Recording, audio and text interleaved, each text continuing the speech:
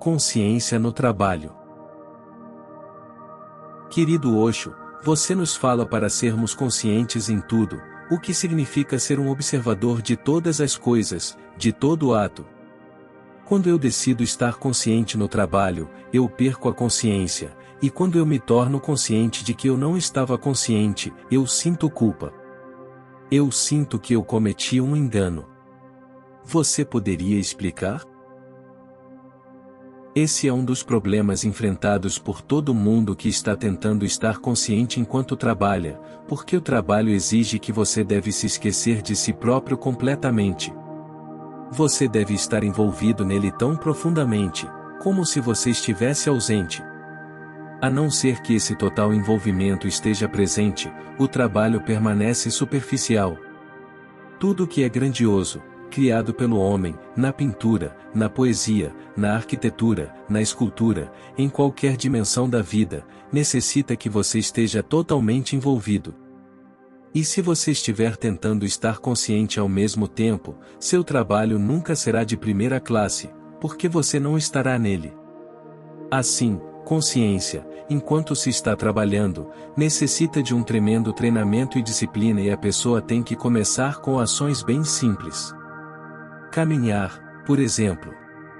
Você pode caminhar e pode estar consciente de que está caminhando, cada passo pode ser cheio de consciência. Comendo, exatamente do jeito que se toma chá nos mosteiros zen. Eles chamam de cerimônia do chá, porque bebendo chá, aos poucos, a pessoa tem que permanecer alerta e consciente. Essas são pequenas ações, mas para começar elas são perfeitamente boas.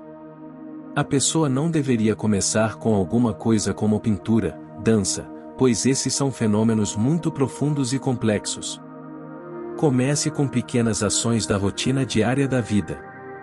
Na medida em que você se tornar mais e mais acostumado a estar consciente, a consciência vai se tornar exatamente como a respiração, você não terá que fazer qualquer esforço por ela. Ela terá se tornado espontânea, e então, em qualquer ato, em qualquer trabalho você poderá estar consciente.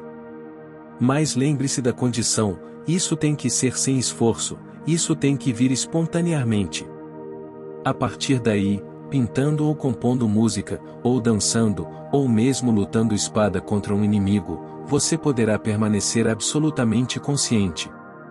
Mas essa consciência não é a consciência que você está tentando alcançar. Ela não é o começo, ela é a culminação de uma longa disciplina. Algumas vezes ela pode acontecer sem disciplina também. Pelo menos de uma história eu me lembro. Um grande espadachim, um grande guerreiro, voltou para casa e descobriu que o seu servo estava fazendo amor com sua esposa. De acordo com o costume, ele desafiou o servo, deu a ele uma espada e o chamou para fora da casa, para que a situação fosse decidida. Aquele que permanecesse vivo seria o marido da mulher. O servo não sabia nem mesmo como segurar uma espada, ele era um pobre servo e nunca tinha sido treinado em esgrima. Ele disse: Mestre, embora você esteja seguindo uma convenção, e respeitando até mesmo um servo e lhe dando uma oportunidade, isso para você é apenas um jogo. Eu nada sei a respeito de esgrima. Pelo menos me dê alguns minutos para que eu possa ir ao maior dos mestres, um monge zen, que vive na vizinhança, num mosteiro, para obter alguma indicação. O homem concordou e disse: Você pode ir. E se for preciso, eu esperarei por você algumas horas ou alguns dias, ou até mesmo alguns meses para que você possa aprender a disciplina. Ele foi ao grande guerreiro, o mestre Zen. O mestre Zen lhe disse: mesmo anos de treinamento não irão ajudá-lo. O seu patrão é exatamente o segundo, depois de mim, em todo o país. Você não pode ter a esperança de competir com ele. Minha sugestão é que este é o momento certo para a luta. O servo não conseguia entender. Ele disse: Que tipo de quebra-cabeças você está me dando? Este momento é o momento certo? E ele disse: Sim, porque você só tem uma coisa que é certa, a sua morte. E agora, você nada mais tem a perder, a não ser ela. O seu mestre tem muitas coisas a perder: sua esposa, seu prestígio, sua respeitabilidade como guerreiro, todo o seu dinheiro, pois ele é um grande senhor. A mente dele não pode ser total enquanto ele estiver lutando. Mas você pode ser total. Você tem que ser total, bastará um momento sem consciência e você estará acabado. Você terá que estar totalmente alerta. Este é o momento certo.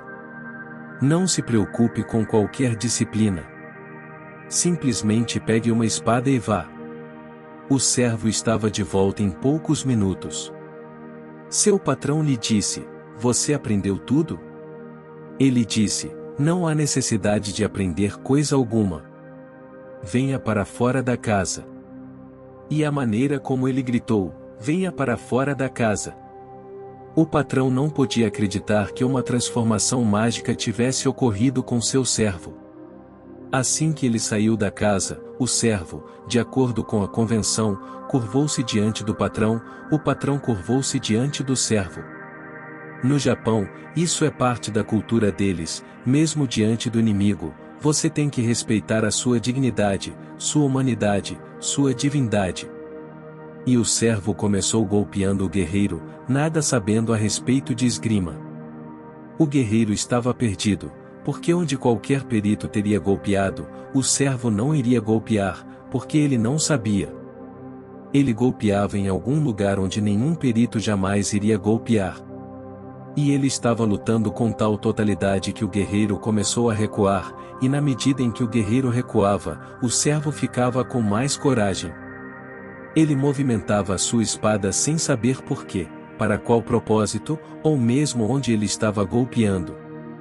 E uma vez que a sua morte já era tida como certa, agora não havia mais nenhuma preocupação. Todas as preocupações pertencem à vida. Rapidamente ele encurralou o mestre num canto. Atrás estava o muro que cercava o jardim do mestre. Ele não podia recuar mais. Ele estava com muito medo da morte, pela primeira vez em sua vida, e então disse: "Espere. Você pode ficar com minha esposa, você pode ficar com minhas propriedades. Eu estou renunciando ao mundo, eu vou me tornar um monge." Ele estava tremendo de medo. Mesmo ele não conseguia entender o que havia ocorrido. De onde essa coragem surgiu? De onde essa totalidade? De onde essa consciência? Mas isso só pode acontecer em tais situações especiais, quando sem qualquer disciplina, simplesmente a situação pode criar tamanha consciência em você. Quando a morte é certa, o medo desaparece. O medo somente surge por causa da morte. Mas quando a morte é certa e não há maneira alguma de evitá-la, qual o motivo para ficar com medo? Ele quase se tornou um homem de total integridade. Ele nada sabia, mas derrotou o mestre que tinha sido um homem vitorioso em muitos combates. Mas só raramente isso pode acontecer, em condições extremas. Na vida diária, você deve seguir o curso normal. Primeiro, torne-se consciente das ações que não necessitam de seu envolvimento. Você pode caminhar e seguir pensando, você pode comer e seguir pensando. Substitua o pensar pela consciência. Siga comendo, e permaneça alerta de que você está comendo. Caminhe e substitua o pensar pela consciência. Continue caminhando e talvez o seu caminhar fique um pouco mais vagaroso e mais gracioso. Mas, a consciência é possível com esses pequenos atos. E na medida em que você se torna mais e mais capaz, use as atividades mais complicadas. Um dia chegará em que não haverá atividade no mundo na qual você não possa permanecer alerta e ao mesmo tempo agir com totalidade. Você está dizendo: quando eu decido estar consciente no trabalho, eu perco a consciência. Isso não tem que ser uma decisão sua, isso tem que ser uma longa disciplina sua. E a consciência tem que vir espontaneamente, você não pode pedir por ela, você não pode forçá-la. E quando eu me torno consciente de que eu não estava consciente, eu sinto culpa. Isso é uma estupidez absoluta. Quando você se torna consciente de que não estava consciente, sinta-se feliz, pois pelo menos agora você está consciente. Em meus ensinamentos não há lugar para o conceito de culpa. Culpa é um dos cânceres da alma. E todas as religiões têm usado a culpa para destruir a sua dignidade, seu orgulho, para fazer de você um simples escravo. Não há necessidade alguma de sentir culpa, isso é natural. Consciência é uma coisa tão grandiosa que mesmo se você puder estar consciente por poucos segundos, fique alegre. Não dê atenção àqueles momentos em que você perde a consciência. Preste atenção àquele estado quando você de repente se lembra, eu não estava consciente. Sinta-se afortunado pois, pelo menos depois de algumas horas, a consciência retornou. Não faça disso um arrependimento, uma culpa, uma tristeza, porque ao se sentir culpado e triste, no fundo você estará sentindo um fracasso, e isso não irá ajudá-lo. Pois, uma vez que o sentimento de fracasso se estabeleça em você, a consciência se tornará ainda mais difícil. Mude todo o seu foco. É grandioso que você tenha se tornado consciente de que havia esquecido de estar consciente. Agora não se esqueça pelo maior tempo possível. De novo você esquecerá e de novo você se lembrará, mas cada vez, o período de esquecimento se tornará menor e menor. Se você puder evitar a culpa, os seus períodos de inconsciência se tornarão ainda mais curtos, e um dia eles irão simplesmente desaparecer. A consciência se tornará exatamente como a respiração ou a batida do coração, ou a circulação do sangue em você, dia vem, dia vai. Assim, esteja observando, para que você não sinta culpa. Não há motivo para sentir culpa. É imensamente significante que as árvores não escutem aos seus padres. Senão eles iriam fazer com que as rosas se sentissem culpadas. Por que você tem espinhos? E a rosa dançando no vento, na chuva, no sol, de repente se tornaria triste. A dança desapareceria, a alegria desapareceria, a fragrância desapareceria. Agora, o espinho se tornaria sua única realidade, uma ferida. Por que você tem espinhos? Mas porque não existem roseiras tão tolas para ouvir quaisquer padres de quaisquer religiões, as rosas seguem dançando e com as rosas, os espinhos também seguem dançando. Toda a existência é sem culpa. E o homem, no momento em que ele se torna sem culpa, ele se torna parte do fluxo universal da vida. Isso é iluminação, uma consciência sem culpa, alegrando-se com tudo o que a vida coloca à disposição, a luz é bela, assim como é a escuridão. Para mim, quando você não conseguir encontrar qualquer coisa para se sentir culpado a respeito, você terá se tornado um homem religioso. Para aqueles que se autodenominam religiosos, você só é considerado religioso se você sentir culpa. Quanto mais culpa você sentir, mais religioso você é.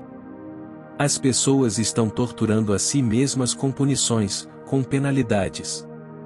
As pessoas fazem jejum, as pessoas estão batendo em seus próprios peitos com os seus punhos até o sangue começar a escorrer. Para mim, essas pessoas são psicopatas, elas não são religiosas. Aqueles a quem eles chamam de religiosos, lhes têm ensinado que se eles fizerem qualquer coisa errada, será melhor que punam a si próprios, do que esperar para serem punidos por Deus no dia do juízo final, porque então a punição será tirá-los na escuridão do abismo do inferno por toda a eternidade. Não há como escapar, não tem saída. Uma vez que você entra no inferno, você não tem como sair. Toda a humanidade, de alguma maneira, tem se sentido culpada. Isso tem apagado o brilho de seus olhos, isso tem tirado a beleza de sua face, isso tem tirado a graça de seu ser. Isso tem reduzido você a um criminoso, desnecessariamente. Lembre-se de que o homem é frágil e fraco e errar é humano. As pessoas que inventaram o provérbio, errar é humano, devem também ter inventado o provérbio, perdoar é divino. Eu não concordo com a segunda parte. Eu digo, errar é humano e perdoar também é humano. E perdoar a si mesmo é uma das maiores virtudes, porque se você não puder perdoar a si mesmo, você não poderá perdoar a ninguém mais no mundo, será impossível. Você está tão cheio de feridas, de culpas, como você poderá perdoar o outro?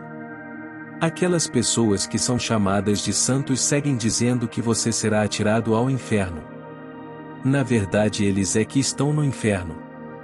Eles não permitem que você seja perdoado nem por Deus. Qualquer coisa que você fizer, se não for correto, não faça novamente. Se você sentir que isso machuca alguém, não faça novamente. Mas não há qualquer necessidade de se sentir culpado, não há qualquer necessidade de se sentir arrependido, não há qualquer necessidade de se penalizar e torturar. Eu quero mudar o seu foco completamente. Mais do que contar quantas vezes você se esqueceu de lembrar de estar consciente, passe a contar aqueles poucos belos momentos em que você era um cristal claro e consciente. Aqueles poucos momentos são o suficiente para salvar você, são suficientes para curá-lo, para cicatrizá-lo. E se você prestar atenção neles, eles irão crescer e se espalhar em sua consciência. Devagar, devagar, toda a escuridão da inconsciência irá desaparecer. No começo, muitas vezes, você irá concluir que talvez não seja possível estar trabalhando e estar consciente ao mesmo tempo. Mas eu lhe digo não apenas que isso é possível, eu lhe digo que isso é possível muito facilmente. É só começar da maneira certa. É só não começar pelo fim. Comece pelo começo. Na vida, nós perdemos muitas coisas porque começamos errado. Tudo deve ser iniciado a partir de seu próprio princípio. Nossas mentes são impacientes, nós queremos fazer tudo rapidamente. Nós queremos alcançar o ponto mais alto sem passar por todos os degraus da escada. Mas isso significa fracasso absoluto. E uma vez que você fracasse em alguma coisa como consciência, isso não é um fracasso pequeno, talvez você não tente nunca mais. O fracasso machuca. Assim, qualquer coisa que seja tão valiosa quanto consciência, você deve começar muito cuidadosamente, e desde o princípio. Porque a consciência pode abrir todas as portas dos mistérios da existência, ela pode trazer você ao verdadeiro templo de Deus. E vá se movendo muito vagarosamente. É só ter um pouco de paciência, pois a meta a ser alcançada não está muito longe,